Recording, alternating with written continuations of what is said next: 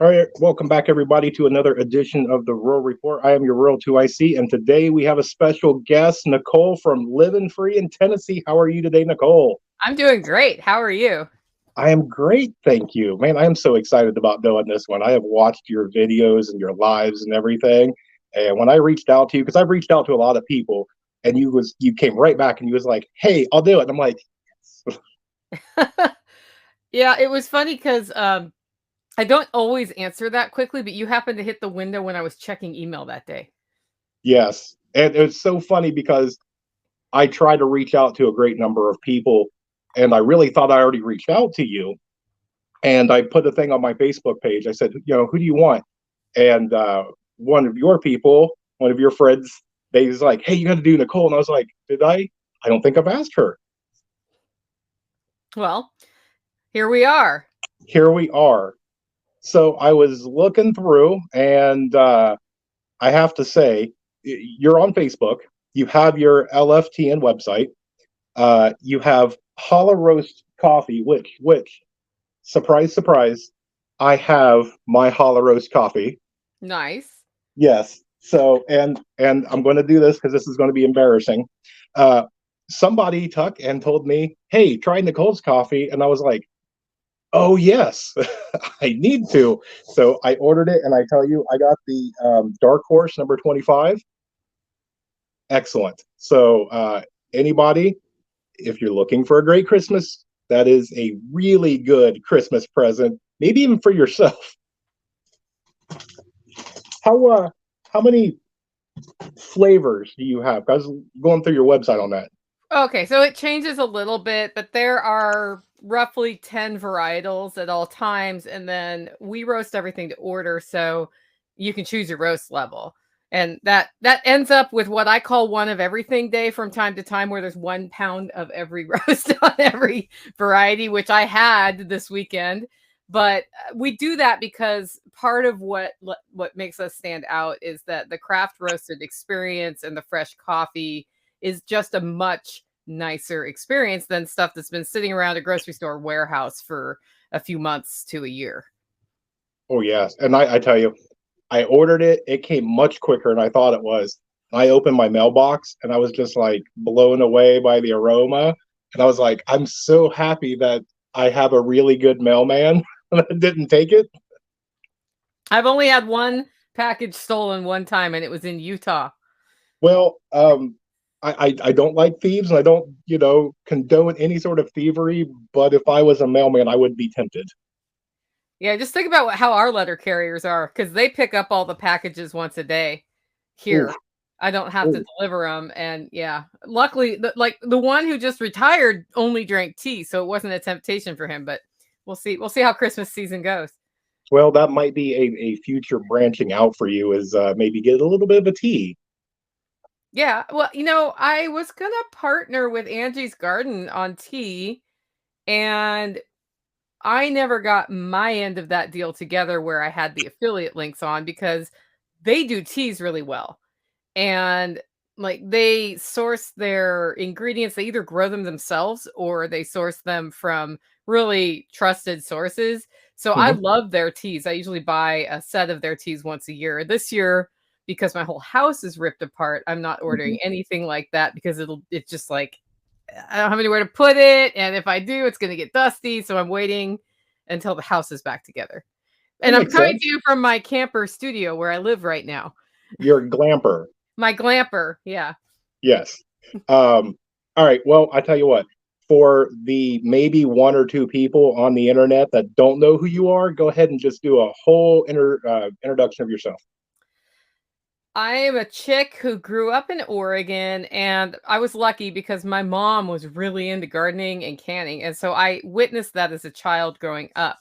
And I experienced what whole foods really are and what from scratch living is like. And then I went off into like we all do, we leave. And I was very cosmopolitan, city chick, always sort of got my roots and my reset in cooking, but I didn't really pay attention. And then one day I went to Germany for 10 days and I came home 15 pounds lighter. and feeling great. And at first I thought it was like, well, maybe I did a little bit more walking, but 15 pounds is a lot to lose in less than 2 weeks. Oh yeah. And it turns out it was inflammation because I went to, and at this point I'm buying like organic, the grass fed everything. Like I'm totally all in on that lifestyle. I'm in Oregon. I mean, like, what else are you going to expect? If you're going to stereotype about Oregon, that was me. I was just a freedom oriented, like hippie chick. And I ate my first meal and I got all bloated and I was like, well, crap, the food system's jacked up. And I started there growing food. I ended up moving to Tennessee to help a nonprofit get started. Came here, loved it. The growing season is so much longer. And then I bought my homestead before I was a homesteader. I bought it as a way to get out of the city and go swimming at this big Army Corps lake that's near us.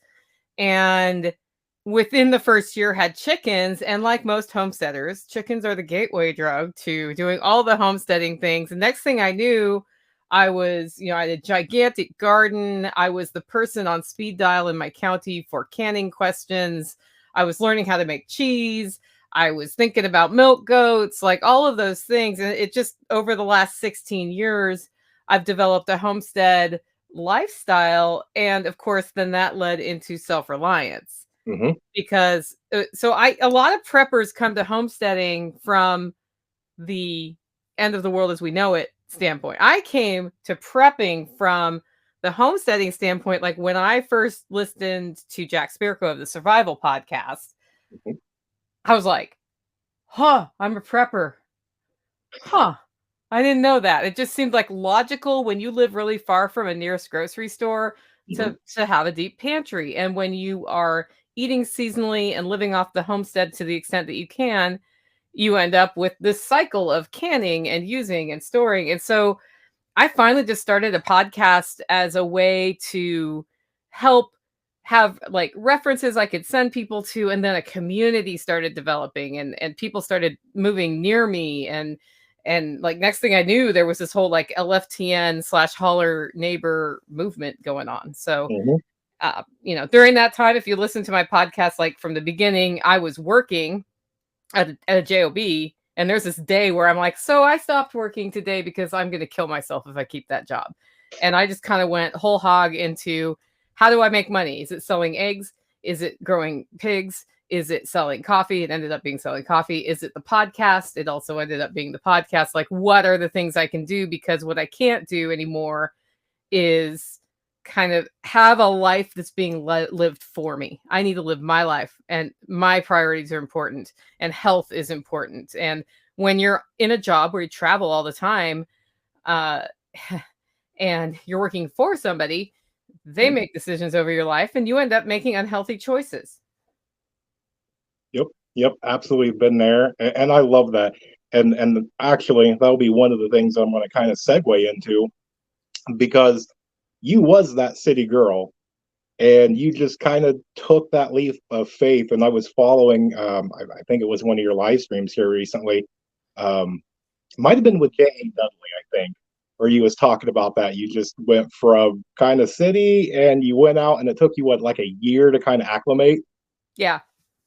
I think a lot of people get into the homesteading lifestyle. First of all, if you're going to become a homesteader and you're not a homesteader, go find a homestead and see if you can hang out. It's easier said than done, because a lot of homesteaders are like, we don't know if we want to be around you. But if you can go take a processing class or go help for a day setting up new garden beds, or put in fencing. Nobody likes to do that, so they'll probably want your help with that one. It helps you experience what it's like to be outside a lot, and be around bugs. There are bugs on the homestead, and that can give you a taste of if it's what you want, because a lot of what you see on the internet is all the good stuff about the homestead. Well, there are also times when you lose an animal that you were trying to save, and it's heartbreaking.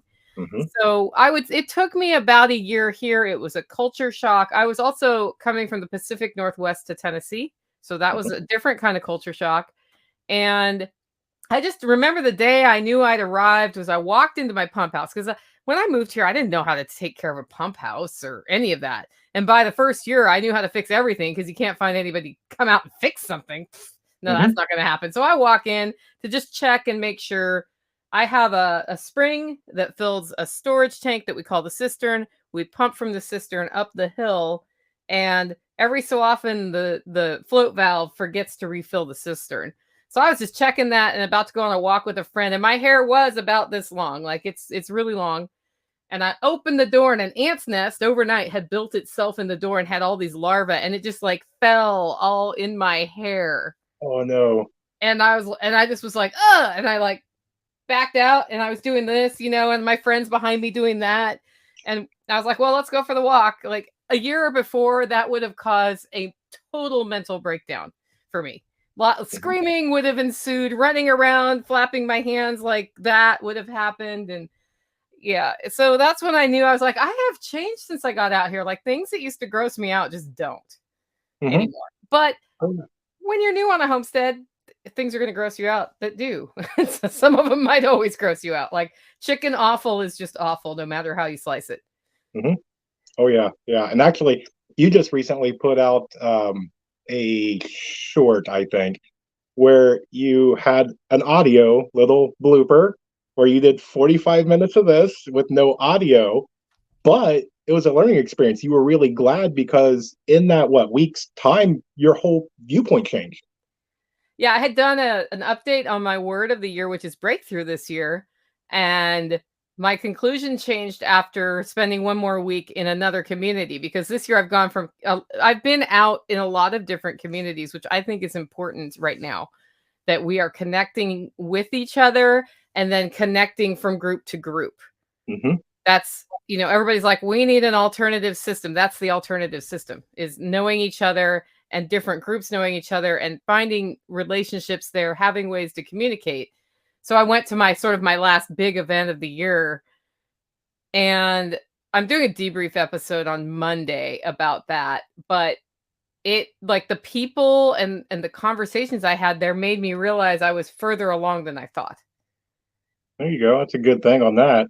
And that's one of the ones I hear so much because my channel is really all about that new prepper, that new homestead, the people it's just starting out.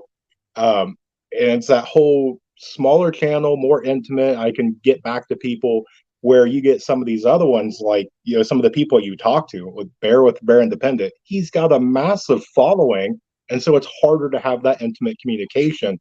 So when I do these interviews, it's that whole networking.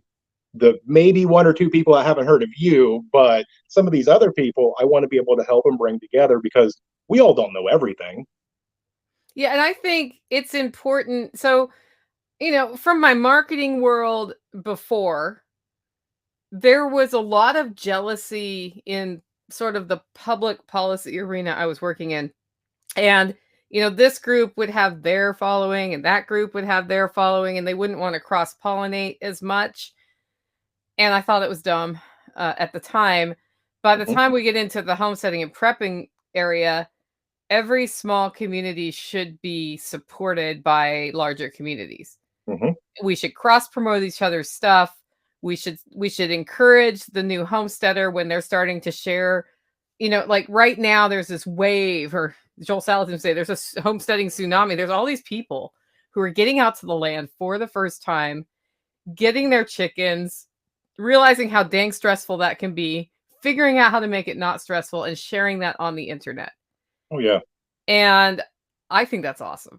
I yeah. think that because A, they're finding solutions I haven't thought of, so then I'm learning from that.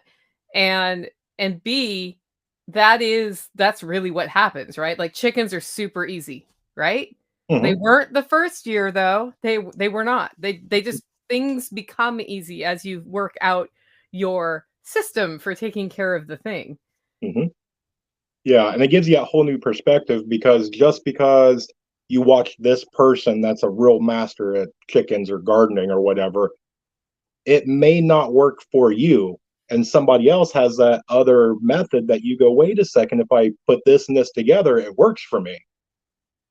Yeah, I'll have to say rabbit poop has really kickstarted my garden in the last 12 months. Like I resisted rabbits for over a decade. And I'm like, literally all I needed to do was have rabbits the whole time. Like my garden has been a love-hate relationship for a long time. Like I'm pretty good at growing some things, but other things it's just like fail, fail, fail, fail. Like I got Brussels sprouts this year. I haven't gotten Brussels sprouts ever until this year. Nice. Congratulations on Yeah. that one. Rabbit poop, man. But that's what works for me. You're right. It may not be what works for everybody. I also did, I learned about like the wood vinegar, which is basically liquid smoke. Hmm. Using that as a foliar spray discourages pests if you have a pest issue. And for us in Tennessee, like the cabbage, broccoli, all of that family, the brassica family, really attracts cabbage worms and some other things that are nasty. And the the the wood vinegar pretty much nailed it this year. However, it also keeps your pollinators away. So if you're growing something that needs to be pollinated, you don't Hmm. want to be spraying that on when the pollinators are supposed to be around. Interesting. Yeah.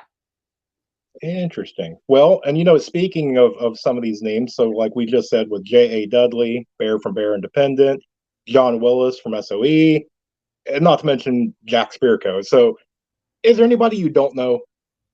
There's lots of people I don't know. But I think so like you so what did you do to get this interview? You sent a message out and I answered. What I've learned is when I come across somebody, it costs me nothing to ask them. Hmm. And then I I am a natural, so everybody has sort of their natural talents. One of my natural talents is networking and network building. So I have a tendency to establish rapport with people pretty well. Not everybody in the world, like some people you just like don't get along with, and that is what it is. There are definitely people I don't know, and when I find somebody I don't know, I try to reach out and do what you did, get an interview or get them at an event, or if I'm at an event where they are, I make it a point to introduce myself. And I also never expect somebody to remember who I am the next time they see me. Hmm. That's something I learned with Joel Salatin. Like I have been coming across Joel Salatin at different events for many years. And every time I walked up to him, I'd say, "Hi, Joel. This is my name. We met at that other place. It's good to see you again." And I just expect that he doesn't remember who I am. Like at this point, he knows who I am Yeah. because we've done some projects together. But until we got to that point, like that man meets, probably tens of thousands of people a year. Hmm. And I think that's really important when you're building the network, is to sort of have that sort of that formula for people that you know who they are, but maybe they don't know who you are. And unfortunately I've gotten to that point sometimes where I meet somebody and they have to remind me who they are. And then usually I'm like, oh yeah, I remember that conversation we had. Like I saw somebody at Jack Spirko's 2 weeks ago who came up to me, and I had spent a lot of time talking with him earlier at an event. And I had emailed him in between. And then it was just like, I didn't make that connection at first until he's like, yeah, we talked at Exit and Build. I was like, oh yeah, I remember all of the conversations at this point. I know exactly who you are. So I think that's really helpful when you meet people. But Oh yeah. I don't know who I don't know yet, but I'm sure they're there and I will meet them if I can. Excellent. I like that because I love the networking. Switching over and going back over to your homesteading. I've been following a lot of your videos and everything, and I admit I admire the way that you go through and you kind of take us on that like almost intimate journey where I'm waiting for the next video. Like, did you get that project done yet? Oh boy, if there's ever one I didn't do the final video on, just let me know. If you're like, did you get that project done yet? Right, and that's what. So I know we've got the sanders were coming in because you were doing the drywall, then you did your bathroom project. What all do you have going on at your homestead you're willing to share?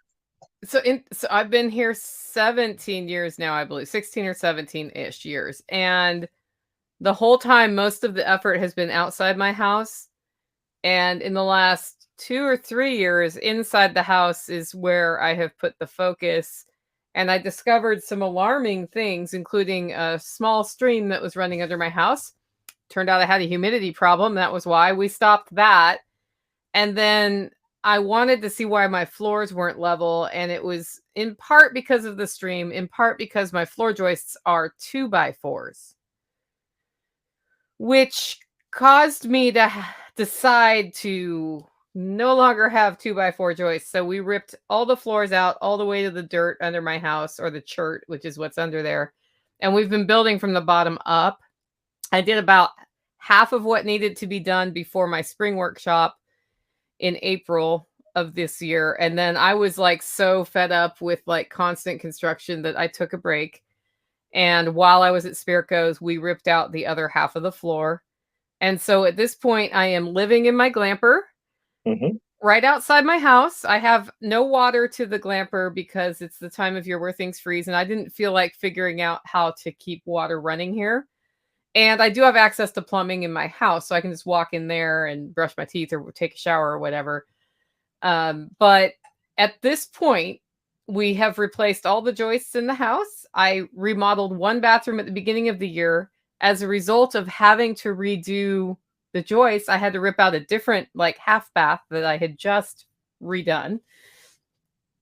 And so I thought, well, I have a clawfoot tub in my bathroom. I'm going to add a walk-in shower that's just small with a little bench in this half bathroom and change the configuration of the wall because I had to rip everything out anyway. So, like at this point, I have a blank slate. And that way, if I have a mobility issue or if Mama Sauce comes to stay and she has a mobility issue, she can just take a shower there. And so where we're at this point is the floor is done, the subfloor's in, the drywall, I re-drywalled, well, because I had wood paneling from the 70s in there. I took that out, put drywall up. By I mean somebody else took my money to do that because nobody in the holler likes doing drywall. And the drywall guy is coming back for about 10 more minutes tomorrow to do the last little bit. And then I can paint. Ooh. And I will be putting tile in for my wood stove hearth because I moved my wood stove. And get the wood stove, like wood stove is next, and then painting. And then once the painting's done, we can finally do the floor. Oh, look at you. I'm so So happy for you. maybe by the end of the year, I might be able to move back into my house. But I decided because last time we worked on it, I got really, really sick from breathing the yucky air. I thought, I'll just stay in the camper and then I don't get like exposed to all the drywall dust that, even though you can't see it in the air, it's there. Hmm. Like I'll spend the next 3 weeks dusting everything from drywall dust when I think I've got it all. It's back, Yep. so. Yep. And I'm going to throw in, I had one of the subscribers ask, they want to know, do you think that homesteading ultimately leads to or is a final step of prepping? Yes. It's not an either or, it's both. It depends which way you come from it. I think that when you become a homesteader, by nature of how this lifestyle is, you become prepared for things and you build skills, which is the most important part of prepping, is to the critical thinking in your mind and building skills to do different things, going outside of your comfort zone. But I think when you prep, eventually you come to this realization that there are only so many buckets of stuff that you Hmm. can store. And unless you have a way to replenish that, it doesn't work. And so then you start thinking, well, okay, maybe I can grow something. And maybe like I've been garlic self-sufficient for almost the whole 16 years I've been here. I don't buy garlic. I I grow garlic, I put it back in the ground, I grow more garlic, I put it back in the ground, I grow more garlic. In fact, I'm putting more in the ground this week so I can have more garlic. Yep. And you can just start chipping away one thing at a time like that, whatever's important to you or whatever you happen to have a special skill for. No, I agree with that. And actually, it was maybe a few weeks when I started my channel, I had somebody come say, "Hey, I'm brand new. I need to buy this and this and this and this." And he started, I mean, huge paragraphs of stuff. And it kind of dawned on me how to respond. And my motto kind of broke out from that of preparedness is not about having the most, it's about putting yourself in the position to need the least. Yeah, I totally agree with that. And all of the lists of things that people tell you to buy, their heart is in the right place. Hmm. Like they've put a lot of thought into these lists. I think that they are wrong. I think what they need to do is teach you how to make your list Hmm. because your list is different. Like, I don't know, maybe you have somebody who's diabetic in your family. Like, that's a different list. Yep. then like we don't have any special medications needed here at this time. So if you look at what you need and what your family likes and actually uses and start with that and don't worry about how you're going to fight off the hordes and don't worry about what if an EMP comes and all of those scary scenarios. What if World War III lands? Like if if nuclear war breaks out, we're all pretty much screwed. Hmm. And the people who will do the best are the ones who band together to survive. Yep. That's what I think. And no amount of I have, 7 mountains of I don't know what, like iodine, is going to help you. That's not, I don't think that's the place to go. I think the place to go is strong relationships with people around you, skill building. And then, yes, it's a great idea to have a deep pantry approach to everything, whether it be your actual food, cleaning supplies, um, animal supplies, medical supplies, clothing, like all of that. You can find a rotation that works for you. Yeah, absolutely. And that's one of the biggest ones that I see. A lot of people, especially on Facebook, Reddit's horrible. Um, but they just go in and they just, you're wrong. You do it my way, you do it this way. It's completely one way to do it. And I'm going, no, I want to help you with planting a seed. Look at a couple of things. Here's, kind of what I do. Here's some other options. You take that and go, well, if I substitute here and do this, it works. Yeah, and So, I mean, there's nothing wrong with having a few buckets of beans and rice and spices and salt, yes, salt. which nobody talks about that, but have you ever had beans and rice without salt? I'm just saying. So there's nothing wrong with that. That's if that's what you need to feel food secure for a bit, and it's cheap and it's done. And it's easy to store them. You need to learn how to cook those things though, too. Yes, Because absolutely. it's not just like you throw it on the oven and it's done. Right, right. And I see so many people. I just had this, I don't know, a week or so ago. Somebody came to share their success story, and they go, "I just got back from the store and I bought whatever it was, 500 cans of lima beans." And I'm like, "That's great." And they go, "I hate lima beans, so I hope nothing happens." And I go, "What? No, no." Yeah, but everybody makes that mistake. I actually helped a friend with their pantry who around 2020 started stocking up the pantry with the idea that not only would they take care of their family, but other people may come in. Hmm. And and it was when things were on sale, they just bought those things and then stored them. Hmm. And there were most of the things there were things that they also eat. So that was good. There were things there that they don't eat at all. And some things that just didn't store well. It's not like something that's some things just go bad. And so we went and when I was talking to them before I came down to help, they were like, I'm kind of like, I don't want to admit that this is a problem, but my pantry is very messy and I can't like manage my rotation. And I was like, okay, well, I'll come help and we'll go through it. And I came down and I said, what's your goal with the pantry? Okay, let's go in there and look at what you got and just start on one side and go to the other side. And to put it in perspective, the size of this pantry was about a 6 or 8 foot wide by 50 foot Oh, long. Yeah, it was not like a little pantry. It was like an entire storage area, and they had it's a couple. They had it divided like medical and bug out supplies on one side, and that was another 8 or 10 foot by 50 foot area, and wow. then food and cleaning and paper supplies, that sort of thing on the other side. So in about 2 days, with two of us working, we got through all of that, threw away everything that they didn't use, which freed up enough space to have a load from the back, take from the front approach.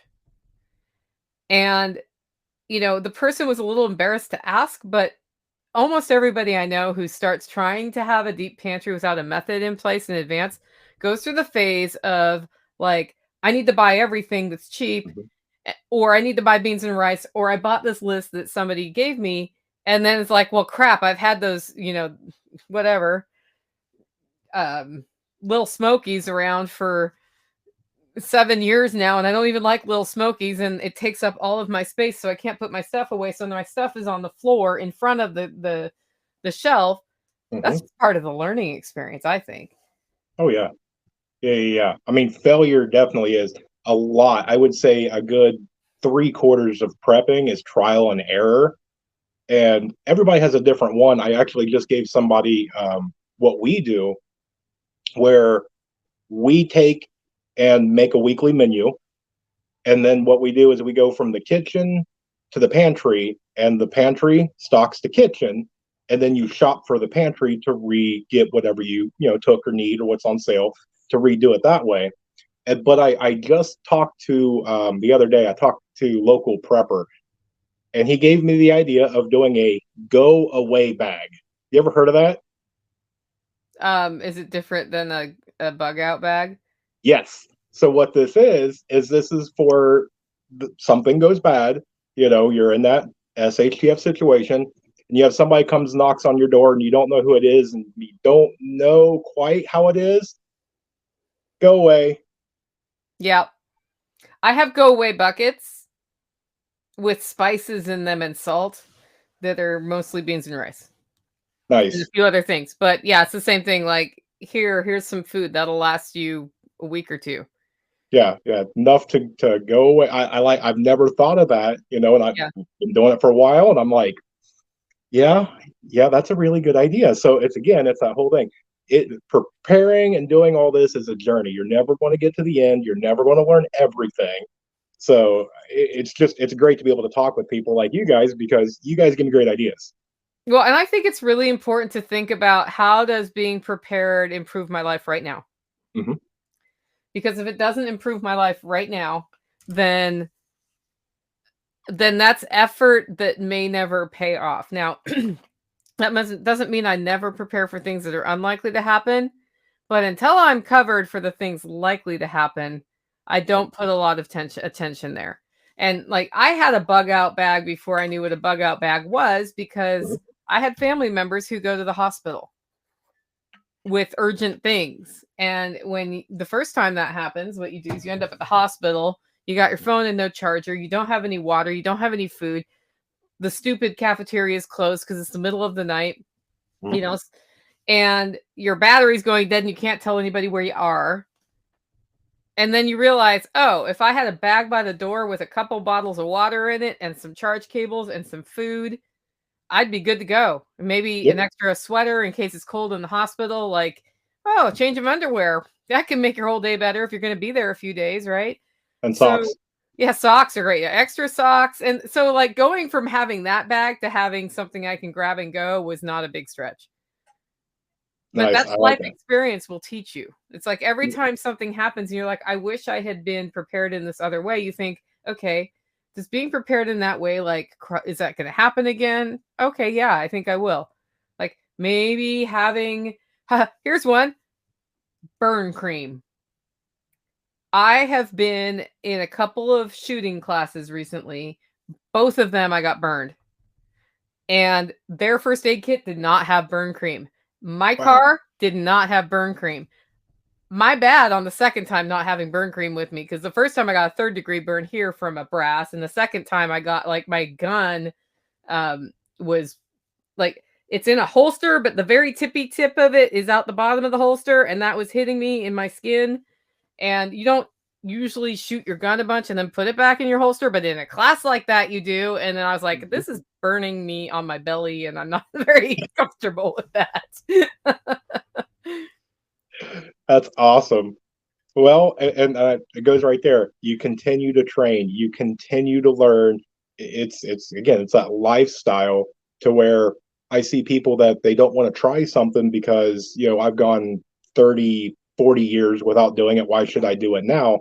And I'm going, all you gotta do is just take that step. Just try it and see how it is. And there's a lot of people that go and they shoot for the first time or do different things, and they're like, I've been missing this my whole life. Yeah, the best part about taking my first shooting class, and I was the last person in our network to be willing to take a shooting class. It wasn't that I wasn't willing to shoot a gun. I just was really intimidated by taking the class. Like really intimidated. And finally I was like, put on your big girl panties and go take that class and see. And the reason I was intimidated is I've taken emergency medical classes. And the stress level in an emergency medical class, a stop the bleed class, can be really high because you think about what really could, like, if this was real, that would be that. So I thought the shooting class would be even more than that. And I'm sure they can be, but not usually the first like entry level class. It was nowhere near as bad, but the mindset change I got there was amazing. I went from thinking, because the gun I carry, I thought it was the wrong gun for me. So I went into the class saying, I want to take this class. And if anybody will let me try their guns, I want to like find a different pistol. And because I don't think this one's right for me. And everybody in the class who had a gun, of course, is like, yes, try it. Everybody wants you to shoot their guns when you say something like that. By the end of the class, I had learned to be proficient enough with my pistol that it didn't matter what I carried at that point. It just didn't matter. And so part of my not feeling like my gun was right with me was that just the gun itself was a foreign body that I was carrying. It was like an alien on my hip. And I knew that being able to protect myself is important, but it still felt like an alien on my hip. Now, I did leave that class and get a different gun, but it was probably not anything I would have chosen had I not taken that class first. And I think like once the proficiency was there, I was like, okay, this is what I'm looking for profile wise. That's the one I'm going to get. Yep. And it's fun you bring that up. My better half, she has a couple of Rugers. She's got a Glock. But when we took our CCW years ago, the small town just south of us, actually, the police chief put on the CCW class. And she goes, well, I want to take what I feel comfortable. And I'm like, kind of at that point where I was like, no, maybe you should take this. So she takes her high point 9mm to the point that she was probably the most accurate person in the class and even impressed the instructor. Yeah. It's about skill, not about the tool. Yeah. It's about your comfort. The tool helps, but yeah, it's about skill. Yeah, because that's one of the things I see a ton of people that they go out and they just listen to some of these guys. You have to buy this brand of firearm, this brand of knife, this brand of backpack. And I'm going, maybe you should find what works for you. Yeah. Well, the other thing is use what you have to try the new thing. And when I teach canning classes, that's what I say. I say, if you have a pot that's deep enough that you can put a little rack on the bottom and water bath can something in that, even if it's not a canner, use it.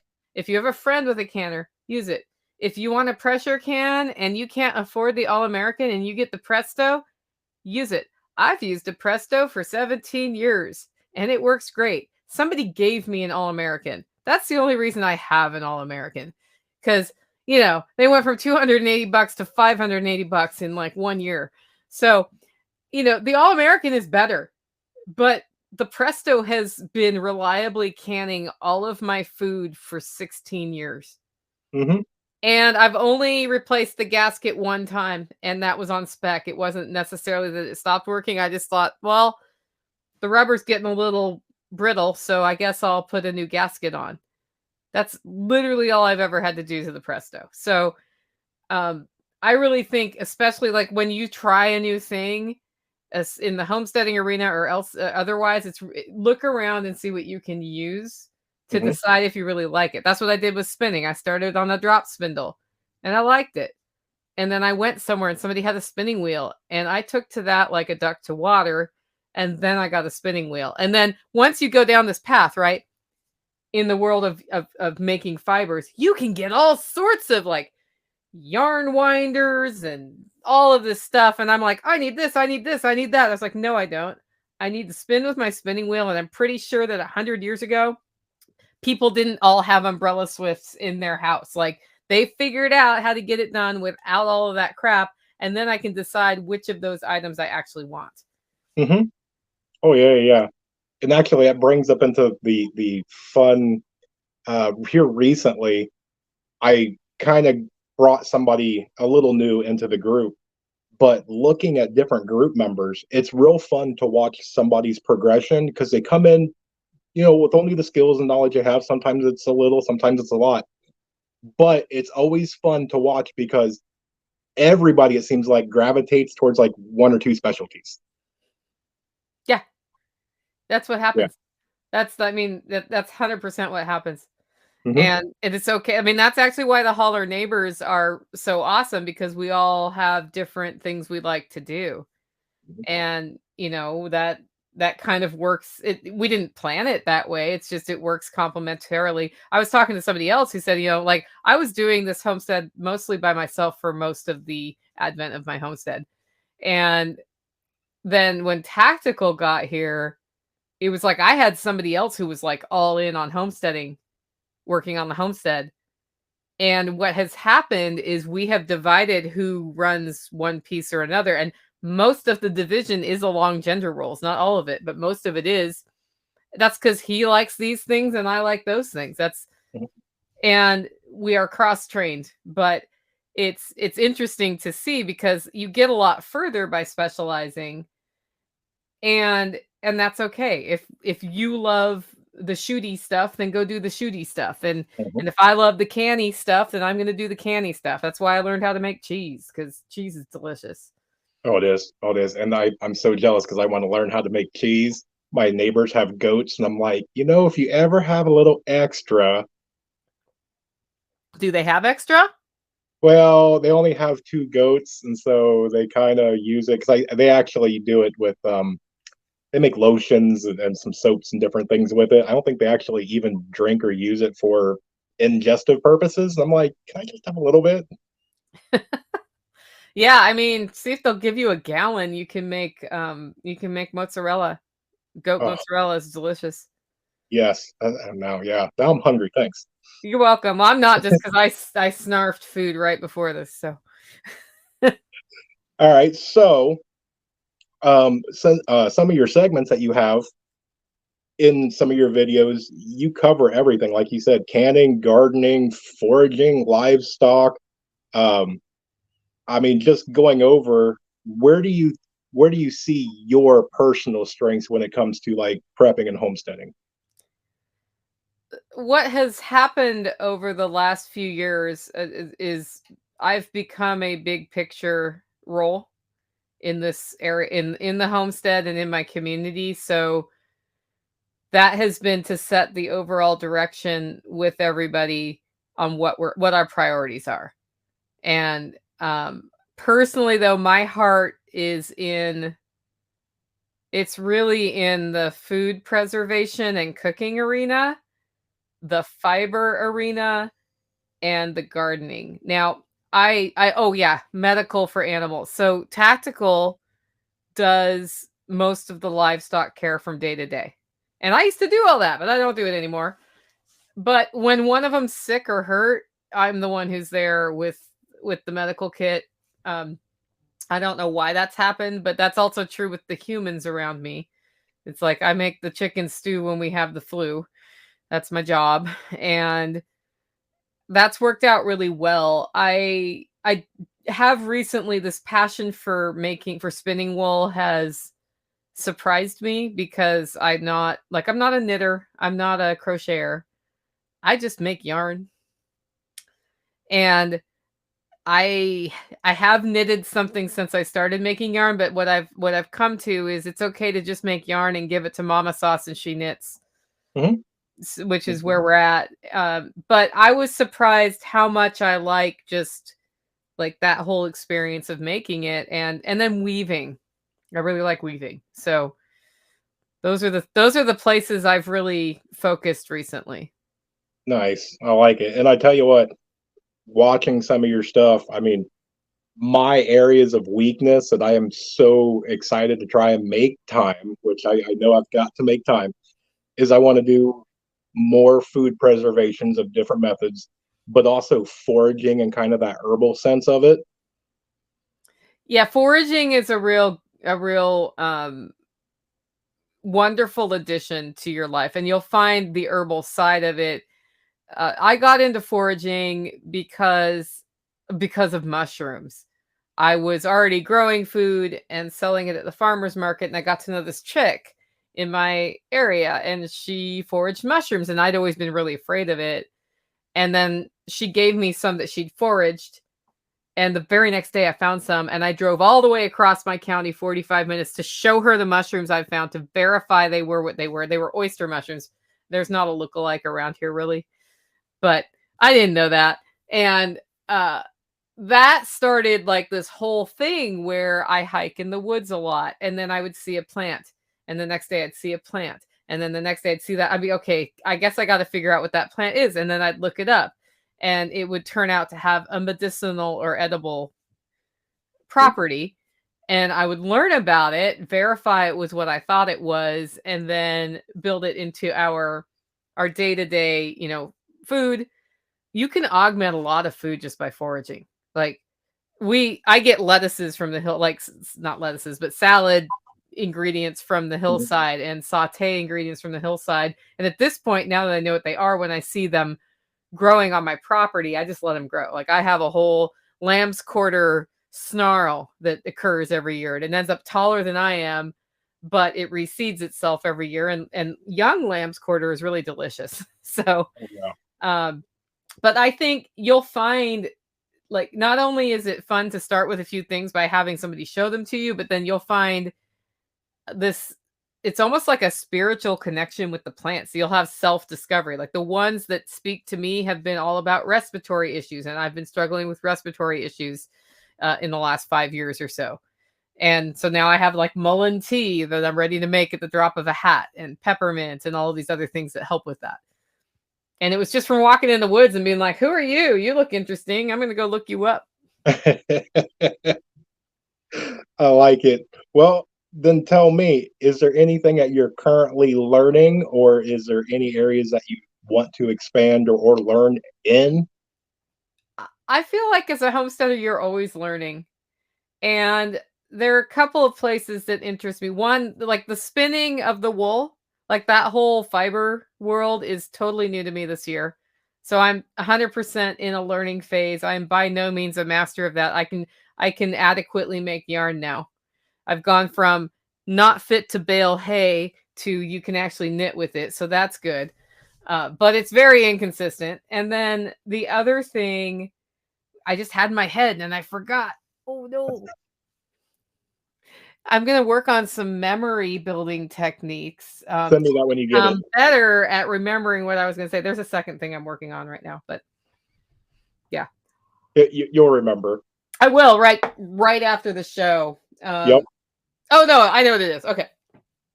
So this is where mind blown. I met Steven Reisner, who, do you know who he is? Yep. Yep. He is very knowledgeable on aquaponics, and I have aquaponics. And so like some of his methods of getting things to grow are amazing, and I'm going to play with those. At the same time, I met Matt Powers and his whole mycorrhizal research in how you can, like, I have been doing these things to my soil without knowing why. It was just like I came up, and so like now knowing why, I have a whole set of tools ready to go into the next growing season to like really, it's not like I wasn't gardening before, but to really jumpstart that garden next year and my aquaponics next year. And so I'm going to be playing with some of those and doing some experiments to see what works here, what doesn't. Nice. And I'm trying to, I've been wanting to, at least where I'm at, because I always expand every year. I want to take some of the workload off. And so I'm building a spot that has residual food, so your berries and different fruits and things like that. So for the first time ever, I planted grapes. So I have a couple grapevines now. I know it takes few to get off or whatever, but I kind of think that the local kids are not going to leave me alone because they already come over for the strawberry patch. So is there anything that you're planting that's new? Oh yeah, well we just put in a food forest last fall, and So what's happening this year? The food forest has been here a year, and 2 trees died. Well, they're not dead, but they're dead to me, and which means they're not doing well. So I'm going to rip them out and put something else in there. And we've gotten through the whole first season, so we're going through and auditing what's done well and what hasn't done well. And it's funny Mhm. that you bring up strawberries. So I had an amazing strawberry patch last year, not in my food forest, and then it fought with chocolate mint, but depending where it was, sometimes it won and sometimes the chocolate mint won. So I'm taking those strawberries and moving them into the food forest to like spread out that berry patch. That will definitely happen this year. And then I get to replace 2 trees, and I don't know what I might put some nut trees in actually. I was gonna, Mhm. which I know like under the nut trees they won't grow all of the things. That's fine.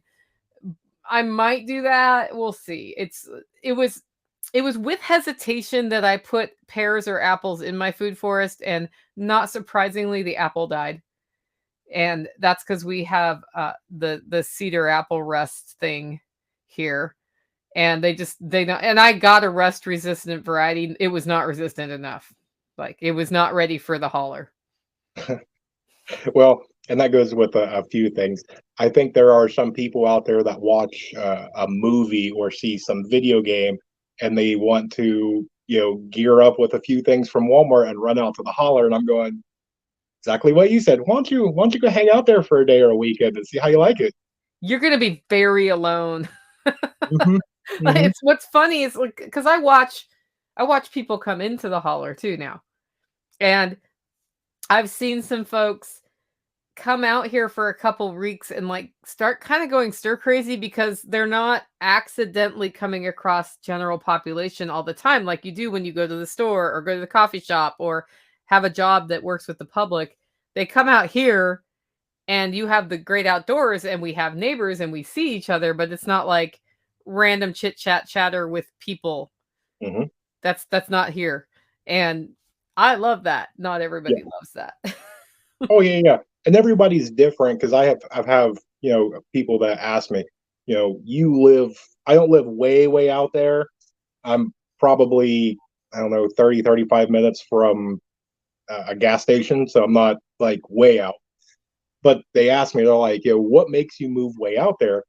And I was like, listen, for me, I don't have any traffic. There's no paint on my roads. There's no sirens. I can look up and I can actually see stars. And then I have a way that I can grow my own food. And I tell you, that's one of my favorite things. There is nothing like coming home after a hard day, go out there and start weeding, and then picking like, snow peas or whatever. Yeah, I'm 100% there with you. I didn't get to do my fall garden the way I wanted to because I had overcommitted to speaking engagements, and at one point in the fall I like broadcast through lettuce seeds on this one row and radish seeds and kind of roughed up the soil, and I called that planting. And then I didn't look at it for 6 weeks. And I went up there this week or last week, and the radishes were in, and I picked a bunch of radishes. And the same thing. It was like, I'm not even getting the dirt off you. I'm sticking you straight in my mouth and eating this radish from my place that grew itself because I certainly was not involved in that process at all, really. Hmm. Yeah, And, it's and it's very satisfying.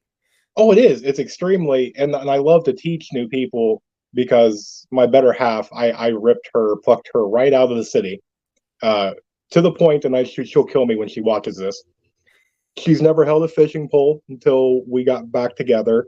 Never really gardened, never did anything. And I remember our very first year we went out, and she goes, I want to help. And so I was like, well, here's a pack of carrot seeds. That that didn't go well. Carrots are hard. Yeah, yeah. That was a put a finger in, made about a 18-inch line, and then poured the entire pack of about 1,000 carrot seeds in there. Yeah. Yeah, and I was like, yeah, we'll just see what happens on that one. Yeah. What happened? They all, well, I'd say probably most of them died, and the ones that did sprout, they were about like 30 carrots in one. Yeah, the So carrot braid. yeah, yeah. Carrot braids are fun. Yeah, well, and they didn't. There wasn't a bunch of loose soil, so they only turned out to be about yay big, and Yeah. they were edible though. We still ate them. Yeah, I mean, they're edible, that's the thing. Yeah, carrots are hard here. I phew, I'll try them again. I go through cycles of trying carrots. I got actual carrots this year, but they were only about 4 inches long. And that was a win for me because they've been 2 inches long until now. And then one year I put carrots in at this time of year, had row cover, overwintered them, and those were the carrots that did the best ever. Ooh, nice. But I like it. I'm not doing that this year. But yeah, I think it's all about the loose soil and it's clay here. And my garden is finally not clay-y, but it took a little while for me to get it there. Yes. Well, I have another question of you're on a homestead, and I keep trying to do these interviews with different people. I want, preppers, I want homesteaders, I want bushcraft. Everybody's got skills, and it all kind of comes together because it doesn't matter where you are. The end goal is the same. We're all just trying to survive. And so, for that person that watches, that's brand new to any of this, whether it's bushcraft, homesteading, whatever, what is your advice for that brand new person? It's twofold, and it's going to sound conflicting. One, try lots of things. Two, don't do too many things at one time. Hmm. And so the idea there, and this is a do as I say, not as I do sort of situation. So maybe I'm wrong. Um, the more things you try, the more you'll discover what works best for you, what works in your lifestyle. And that means that even if you think you're not going to like raising sheep, for example, try some sheep if it's time to try sheep. Like give it a year and decide, and then maybe you really don't like it. I resisted sheep for over a decade, and they're the best addition to my homestead I've ever done. Likewise, if you get into something like you buy all the canning stuff, you're like, I'm going to can my food, and I know this person, and you can your first batch, and you're like, this sucks. And then you can your second batch and you're like, I hate this. It's 100% okay to get rid of that canning stuff. Hmm. Make friends with somebody like me who loves to can. You grow the food, I'll can it. We'll split it halvesies. I've had that happen for years with people. Hmm. It's totally okay to let stuff go. And if you try Hmm. more things, you'll figure out what works for you and what you love. And to the extent that you can build this lifestyle doing the things you love, you're going to be a lot happier. Oh yeah. Oh yeah. Couldn't agree more.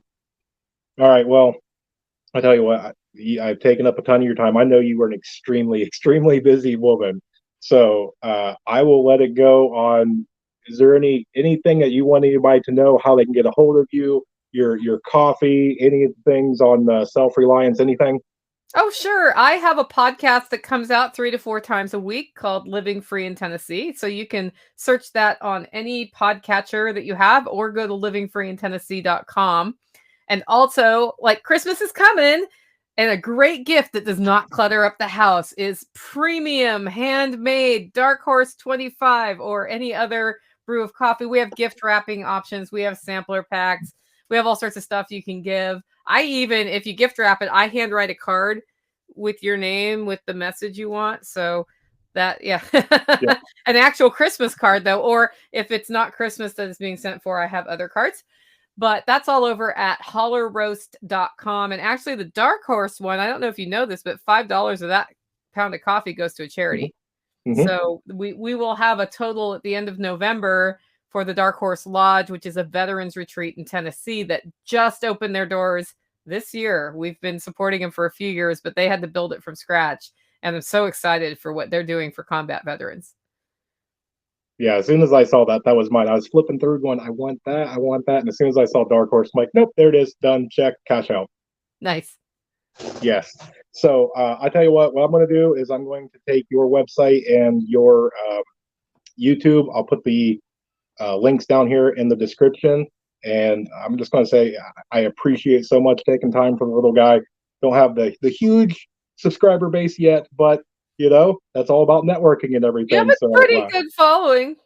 yeah, we're getting there. We've only been on for like 7 months, so I'm astounded. I thought I'd get like 5 by now. So Well, you're doing well.